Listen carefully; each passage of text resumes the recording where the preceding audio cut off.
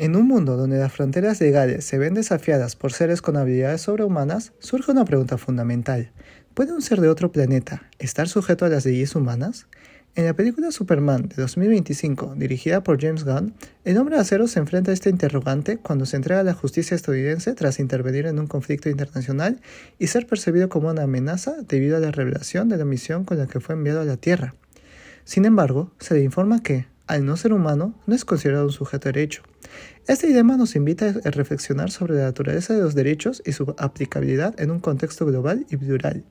Acompáñanos hoy, junto al Dr. Santome, a explorar cómo el cine nos permite repensar los grandes debates jurídicos a través de la figura de Superman.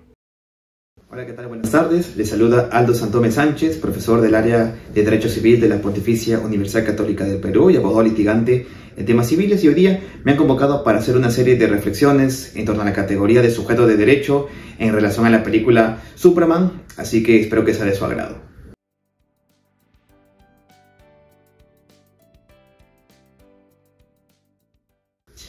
Siempre que pensamos en el concepto de sujeto de derecho, tenemos que tener un concepto previo, que es el de relación jurídica. Entonces, si entendemos que la idea de derecho se va a ver reflejada en las diversas relaciones jurídicas que se pueden ir forjando, la gran pregunta será, ¿quiénes pueden ser parte de esas relaciones jurídicas? Entiéndase, ¿quiénes pueden ser estos entes que van a participar de manera activa o pasiva de estos vínculos jurídicos? Lo que usualmente se suele decir, o como usualmente se suele definir a la idea de sujeto de derecho, es como un centro de imputación de derechos y obligaciones. Es el concepto más utilizado. Realmente en cualquier manual de derecho civil uno va a encontrar una definición como esa. Ahora, si queremos profundizar un poco sobre esta idea, podríamos decir de arranque nomás que no solamente un sujeto de derecho va a ser susceptible de tener derechos y obligaciones.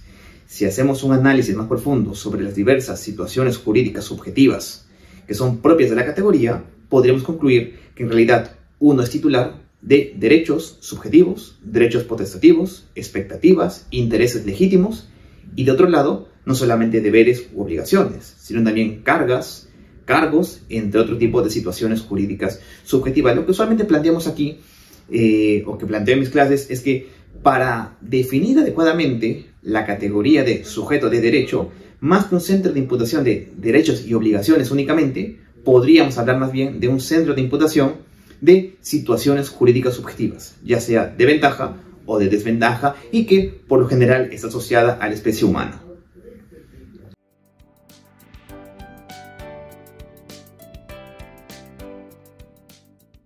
Bueno, ahora que comprendemos bien qué cosa es un sujeto de derecho, la gran pregunta es qué tipo de entidades pueden ser catalogadas como sujeto de derecho. Por lo general, desde las primeras ediciones de los códigos civiles, siempre se ha reconocido a la persona humana, entendido como persona natural, como sujeto de derecho. Somos los entes que estamos vivos y que participamos activamente de las relaciones jurídicas que vamos forjando. No obstante ello, hay que pensar que ya en el derecho francés se comenzó a pensar en una categoría diferente. ¿Por qué? Porque parte de la antropología humana lleva a que no solamente pensemos en el ser humano de manera individual, sino también de manera colectiva. El Código Civil francés y el derecho francés en general comenzó a concebir la idea de la persona jurídica, entendido como el colectivo de personas naturales que, amparadas por el derecho, busca determinado fin. Bien, puede ser un fin lucrativo, no lucrativo, eso es lo de menos. Se entiende que, en tanto los seres humanos somos seres sociales, podemos formar también grupos o colectivos de personas. Ahora, el concepto de persona jurídica lo que hizo fue lo siguiente: tratar de darle subjetividad jurídica ya no a las diversas personas que componían, sino al colectivo que formaban, y que éste pueda ser susceptible de tener derechos y diversos tipos de obligaciones. Entonces, primero se forjó la persona natural, posteriormente a ello se forjó la persona jurídica. Ahora, nuestro Código Civil de 1984 plantea una alternativa diferente, porque plantea dos categorías adicionales que, digamos, son una nota de novedad en lo que venía siendo la evolución del derecho civil. Porque nuestro Código Civil reconoce 4 tipos de sujetos de derecho. Reconoce a la persona natural, bien, como todos los códigos civiles, a la persona jurídica, como bien se viene haciendo desde el derecho francés, pero adicionalmente te habla de 2 tipos: el concebido y los colectivos de personas no inscritas. ¿Ok? Voy a hablar uno por uno de esos para que se pueda comprender su complejidad. Cuando hablamos de concebido, hay que comprender algo bien puntual. Ya se venía diciendo en códigos anteriores que al ser humano en fase de gestación sí se le podían atribuir ciertos derechos. ¿Ok? Eso lo dice el código de 1852, lo dice el código de 1936, pero la particularidad es que cuando se hablaba de el ser humano en formación o en gestación, siempre se decía, para que se le puedan atribuir derechos, se le va a considerar nacido. Y recién ahí, a partir de esa ficción jurídica, se le podía entender como un ente susceptible de tener derechos. ¿Ok? Para eso se requería básicamente que tenga forma humana y un montón de consideraciones. ¿Ok? Es decir, no se le brindaba subjetividad jurídica al concebido por el hecho de ser concebido. Se atribuían derechos porque se le consideraba ya persona natural, persona ya nacida. ¿Okay? Lo que hizo el código de 1984, nuestro código vigente, es, a diferencia de lo que venía ocurriendo anteriormente, ahora se cambia la perspectiva y ahora lo que se busca hacer es darle subjetividad jurídica al concebido por el solo hecho de ser un concebido. Ya no porque se le va a entender como ya nacido, ni mucho menos, sino que ya por su sola condición de concebido se le van a dar ciertos derechos. ¿Okay? Esa es la particularidad del Código Civil. De todas maneras, tampoco es que se le atribuyan todos los derechos, ¿no? El Código Civil aclara y coloca bien puntualmente que se le atribuyen derechos y los derechos patrimoniales se condicionan, ahora sí, a que nazca con vida. Es decir, que los derechos no patrimoniales sí se pueden entender como parte en sí de la estructura jurídica del embrión. ¿Okay? Lo cual ha conllevado a muchos debates, pero por lo menos es lo que el Código Civil reconoce formalmente hablando.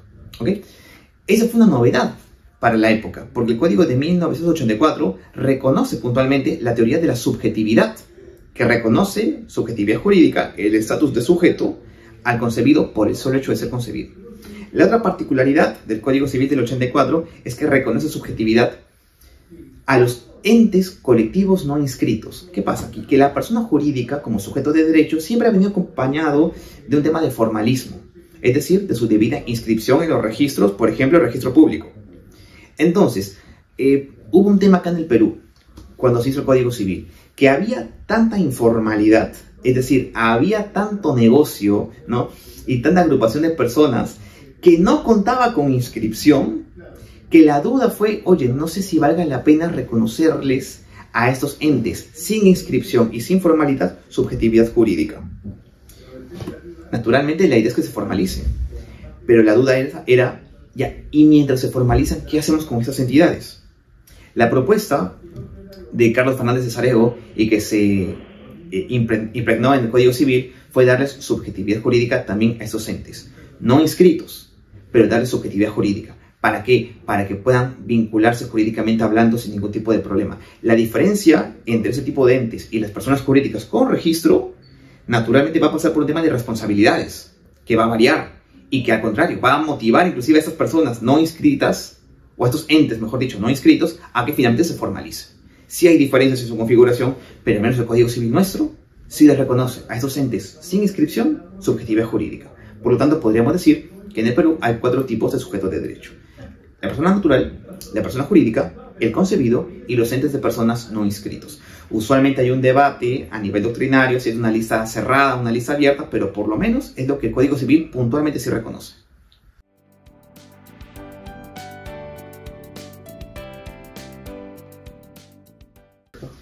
Mira, la pregunta es interesante y es simpática, ¿no? Porque nos permite entender o repensar una categoría que viene consolidándose a nivel doctrinario por muchísimo tiempo, que es el de sujeto de derecho. Por lo general, siempre que se define sujeto de derecho, lo dijimos al inicio, siempre se entiende como, claro, como un centro de imputación de situaciones jurídicas subjetivas, activas o pasivas, pero que en última instancia se refiere a la vida humana. Y basta repensar las categorías que hemos mencionado. La persona natural es persona humana. El concebido es una persona humana en gestación, pero persona humana, al fin y al cabo. La persona jurídica es un ente colectivo, pero conformado por personas naturales, personas humanas, igual que los entes no inscritos. Entonces, las 4 categorías que hemos visto sí están referidas, en última instancia, a la vida humana. Ese parece ser el factor común. La gran duda que viene en los últimos años es si deberíamos centrarnos solamente en la especie humana como la base para entender al sujeto de derecho. ¿Okay? Y eso ha llevado a mucho debate, en realidad. Por ejemplo, se comienza a plantear si es que los animales podrían ser sujetos de derecho o no.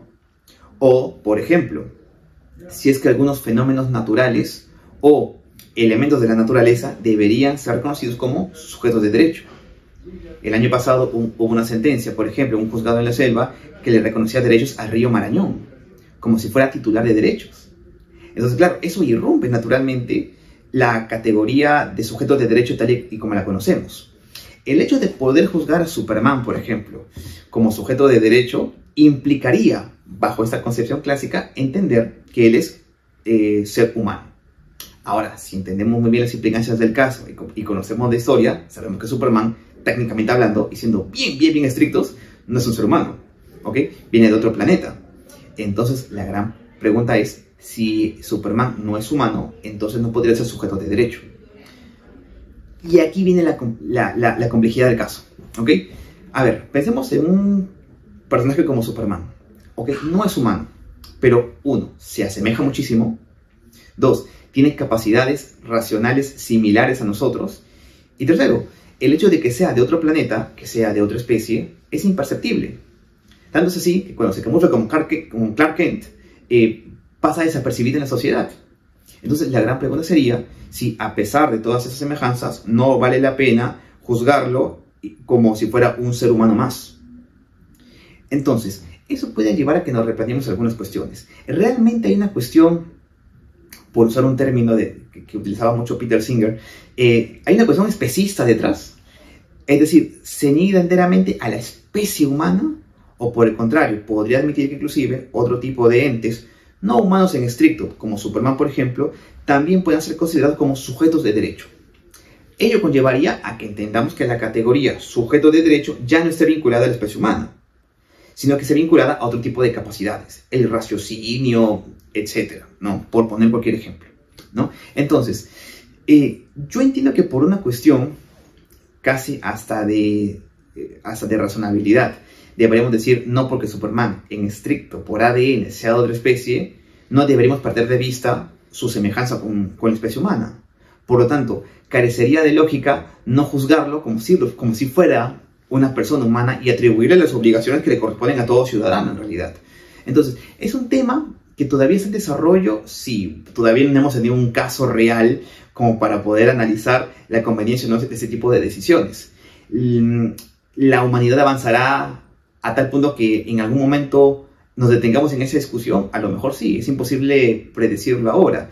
No obstante a ello, sí conviene que pensemos sobre si conviene a nivel jurídico y a nivel práctico seguir delimitando el concepto de sujeto de derecho a la especie humana. ¿Podría ser útil ahorita? A lo mejor sí.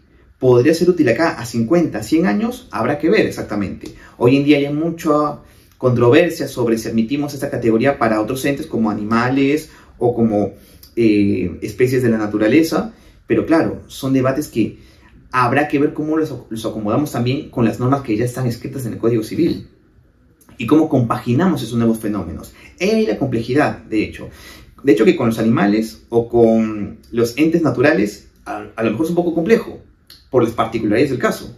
Ahora, si colocamos un ente como Superman, que no es humano, pero que sí se asemeja de manera razonable a nosotros y que interactúa con nosotros sin ningún problema y que pasa desapercibido en sociedad, a lo mejor ahí sí sería más conveniente, ¿no? No obstante a ello, un civilista más estricto te diría, no, porque el concepto de sujeto de derecho está vinculado a la especie humana y no vale la pena salir de la categoría.